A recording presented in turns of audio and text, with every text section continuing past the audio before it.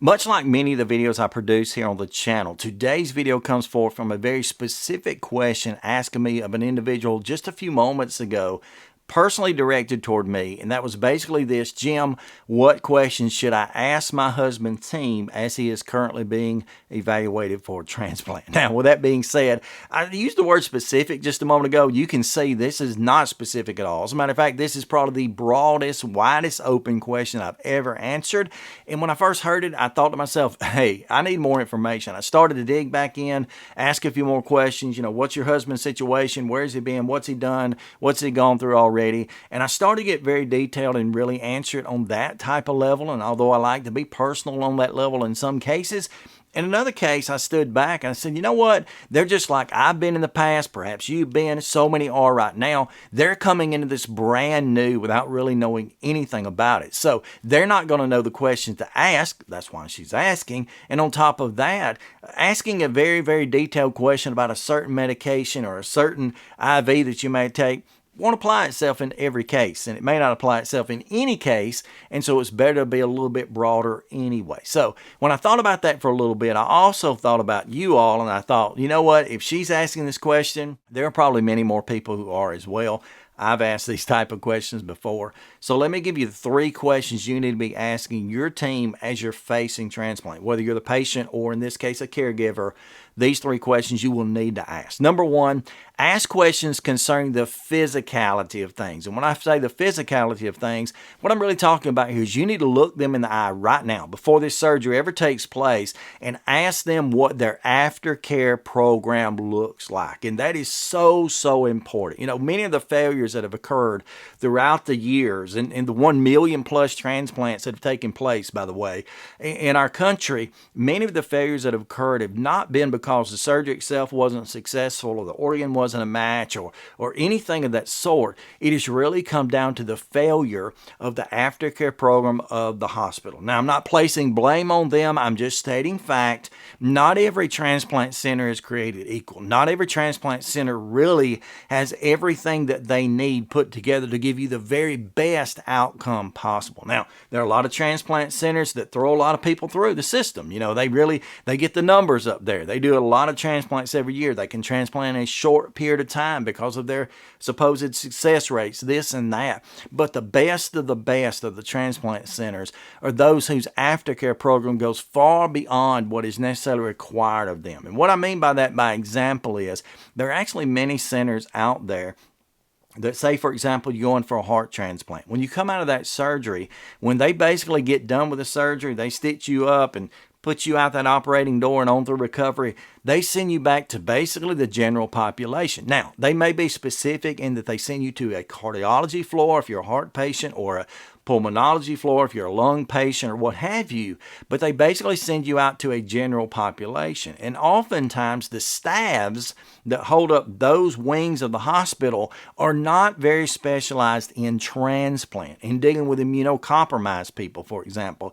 They're not very well trained or specialized in handling someone who's just been through what could be the most horrific and awful surgery of their life. I mean, for goodness sake, they take an entire organ out of your body, set it to the side, and put an entirely new one in. That type of recovery and the specialized people that handle and deal with that just have to be really on their game. Okay, that's not to take away from anybody who might be a registered nurse or a licensed nurse practitioner or whatever the case is, an LPN, whatever they're calling those now. Not to take away from those people and their education and their schooling and such, but they need something that's very, very specialized just simply to dealing with transplant patients. I've got a number of friends that are basically scattered across the whole medical field. And I've got plenty of them who'll tell you right quick that if they work, for example, for 15 years on a pediatric general medicine floor or something, they don't know anything about an adult heart transplant patient. They're a good nurse, they know their stuff, but they don't necessarily know the ins and outs of that. So just because someone has had training in general and schooling to become something doesn't mean they're specialized in that and that they don't necessarily have that training. Again, some transplant centers, I don't know if they don't care, they just don't have the staff to do that. They put you right out in the general population of cardiology or pulmonology or whatever, endocrinology, they put you back out there and they let them treat you. My transplant center, UAB Hospital, Birmingham, Alabama, and others, if you're asking these questions,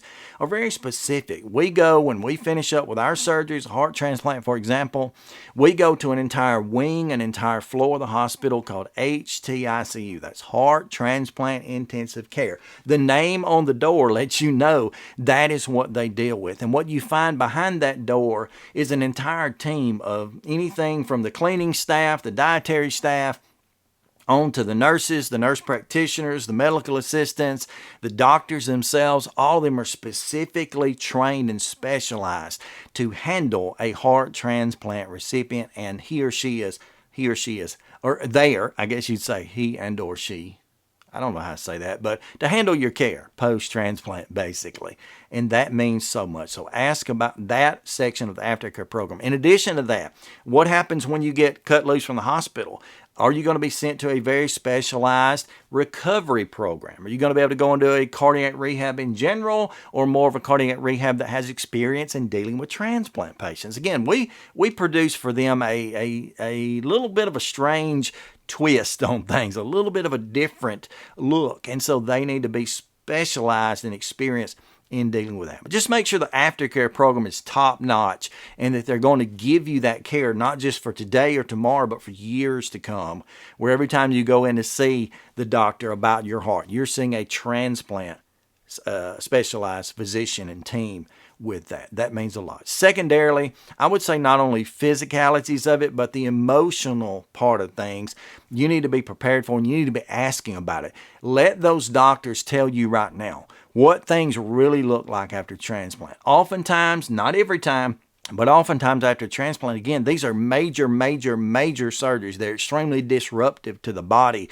Your body not only has to accept the fact that it's been completely opened up and an organ's been pulled out and a new one put in, but this organ is foreign to your body. It's strange to you. You're going to be put on a ton of immunocompromising medications and other viral type or antiviral medications and antibiotics and blood pressure regulations going on. And there's just a lot that's going to go into that. And you need to kind of be prepared for that. As a spouse looking in specifically, I can speak for my wife and others, you got to know that they're going to have tubes coming out of every opening in their body. In many places where there shouldn't be an opening, they're going to have a tube coming out of that. And they're going to need you as a caregiver specifically to be a cheerleader for them, to be someone on the outside. It could be just you. It really needs to be anyone that comes in contact with them who comes in from the outside and says, okay, it is time to get out of that bed. It is time to get moving. It is time to get started with rehab. It is time to, get this thing going because you can do it. They're going to need affirmation. They're going to need encouragement.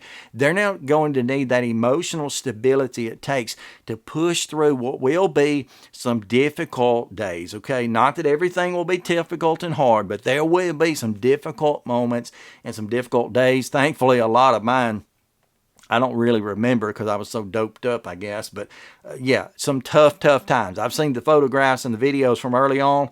Not pretty, but be ready for that emotional side of things. Then thirdly, not only the physicalities and the emotions of it, but be ready for the financial. And this is a question I would ask your team today before you go into surgery, or your spouse or whomever you love goes into surgery.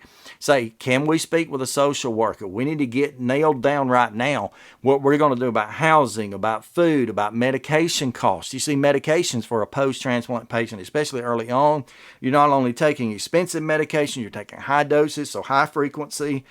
It's going to be very complicated, and it could be skyrocket type of experience as far as the finances of it, the money. It's going to make things tough. And if you'll sit down with a social worker right now before transplant, while you still got yourself about you a little bit, you can get a ton of help, okay? Housing, and over at UAB at least, their system, and they've got a great team of social workers, and each patient that comes in is actually assigned a social worker. You're not generally told that up front. I don't know why, but you're not generally introduced to them very often, but they're there, and they've already got a file that's got your name on it. So you need to ask, I want to see my social worker or someone who can be assigned to me. But they've got things laid out. I mean, they've got housing availability for you that can be at very low or no cost. They've got food arrangements. They make sure that the patient and the immediate family are fed every single day, that they have something there available to eat that's nutritious and pretty tasty at UAB, I have to admit. But, they make make sure that that's taken care of, because you don't need that worry or that worry about the expense of it, for that matter, concerning those things. And then when you get those medications, that's the big boy. I can remember the very first time they came in. Of course, I'd been taking the medications through the hospital. I was about to be released. They came in, gave all the prescriptions to my wife, said, I would suggest you take them over here to the specialty pharmacy inside the hospital, get them filled before you go home. She walks downstairs, gets the medications filled. I'm trying to do zeros, $4,000 cash right down that day. Bam, that was it. Thankfully, we had the money available to us because people had helped us out. But $4,000 cash out of pocket, my part, after insurance paid that very first day. Well, how did I deal with that? I knew how to deal with it. My social worker was already on that game. And even though that very first filling of those prescriptions was high because of deductibles and other situations, from that point, it just went down, down, down really quickly. And I was able to get some assistance and some help, not just from the hospital and their side of the bill, but from drug companies and pharmacies around the area. Tremendous discounts. And now I got a box right under here, under my desk. I'm getting ready to throw it away. But the box that my medications came in the other day, the receipt is inside of it, ready to get rid of, shred, $3. $3. And that includes some of the same medications I took that were $4,000 9 years ago. That's because I got good insurance, yes, but it's also because I've got several different programs stacked on each other that give assistance. And social workers made that possible in the beginning. So when I sat down with a team, if I were going to face it tomorrow and I was having to deal with a new team that wasn't mine that I know, I would sit down and ask them 3 questions. Physically, what does this look like? What's your aftercare program like? Emotionally, what am I going to be facing? Will this be hard? Go ahead and tell me now how difficult it may be or what it may look like so I'll know. And then thirdly, financially, give me some help. Get me somebody in this room, a social worker, whatever, a financial advisor that can help us to navigate these days so that we don't go broke in the process. Because it is worth every penny. If you spend every penny on this, it's certainly worth it. It's priceless. But at the same time, not what I want to do. I'd like to keep my money and have my life if I had an option. And you do have that option. So thanks so much for joining me today. Until next time, stay stronger, my friends.